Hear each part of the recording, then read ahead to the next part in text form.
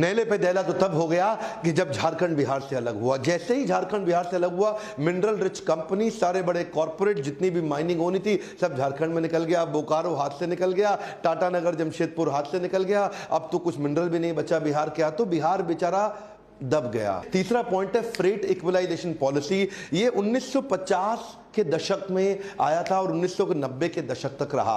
Freight equalisation policy के हिसाब से, तब उस समय झारखंड बिहार जब एक ही था ना, तो जितना भी मिनरल निकलता था उसको ट्रांसपोर्ट करके अपने स्टेट में लाने के लिए सेंट्रल गवर्नमेंट ट्रांसपोर्टेशन पर सब्सिडी देती थी। तो बड़ी कंपनी, इंडस्ट्रियल लोकेशन और कोस्टल ट्रेड हब वहीं रह के अपनी कंपनी रन करते थे, वहीं अपने मैन्युफैक्चरिंग सेटअप, वहीं अपना सारा काम लगाते थे। और मिनरल उठा करके, जो मिनरल रिच प्रदेश था जिसको बोलते हैं बिहार, जब झारखंड भी एक ही था, तो यहां से मिनरल उठाया और वहीं ले गए। अरे भाई, करना क्या चाहिए था, इनको इंसेंटिव देना चाहिए था कि तुम बिहार में ही अपनी कंपनी सेट करो। पर ये क्या करते थे, इनको ट्रांसपोर्टेशन के ऊपर दे दिया इंसेंटिव कि उठाओ माल बिहार से लेके बाहर निकल लो। सब आए, माल उठाया बिहार से, उठा के लेके सब बाहर निकल गए। अब बिहार का माल लेके सब चले गए बाहर।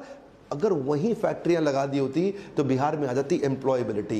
इधर का ना कल्चर बदल जाता। यहां पे एजुकेशन और एम्प्लॉयबिलिटी दोनों कम रही, इसीलिए इनकी नेशनल अर्निंग के मुकाबले बिहार की अर्निंग बहुत कम रह गई। मिनरल रिच स्टेट होने का कॉम्पिटिटिव एडवांटेज होते हुए भी इसको 1993 तक लूटा गया है।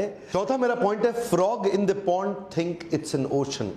इसे क्या बोलते हैं, इसे बोलते हैं कुएं का मेंढक। जो कुएं का मेंढक है ना, वो उस कुएं को समुद्र समझता है। तो जो बिहार का आदमी है ना, वो सिविल सर्विसेज को ही सब कुछ समझता है। उसके लिए जिंदगी सिविल सर्विसेज ही है सब कुछ। IAS IPS IFS बन जाऊं, सरकारी नौकरी मिल जाए, रेट लिस्ट तय कर दिया, तेरी सरकारी नौकरी, तेरे को दहेज में इतना पैसा मिलेगा। इनको क्या लगता है, सरकारी नौकरी मिल गई, IAS ऑफिसर बन गया, ये टेबल के ऊपर तो लेगा, नीचे से भी लेगा। और क्या सोचते, ये एक्चुअली बिहार में ना कल्चर बन गया। ये देखते थे अपने आसपास, ये देखो ये बाबू है, IAS अफसर है, अब बिजली तो आ नहीं रही है, लेकिन सरकारी जनरेटर पे इसके घर में 24 घंटा बिजली रहती है। तो एक एस्पिरेशन सोशल प्रूफ के साथ बनता चला गया पूरे प्रदेश के अंदर। अच्छा, क्रेज इतना ज्यादा हो गया सिविल सर्विसेज का कि अब अगर कोई व्यापार करने निकले भी ना, तो वो क्या बोलते हैं, ए चौबे जी छब्बे बनने निकले, दूबे बन के लौटे। दैनिक भास्कर का मैं एक आर्टिकल पढ़ रहा था, क्या कहते हैं, पॉपुलरली बिहार के अंदर रेट लिस्ट तय कर दी गई है। IAS अफसर है, इतने का दहेज मिलेगा। IAS अफसर को 1 से 3 करोड़ का दहेज मिल जाता है। IPS को 80 लाख से 2 करोड़,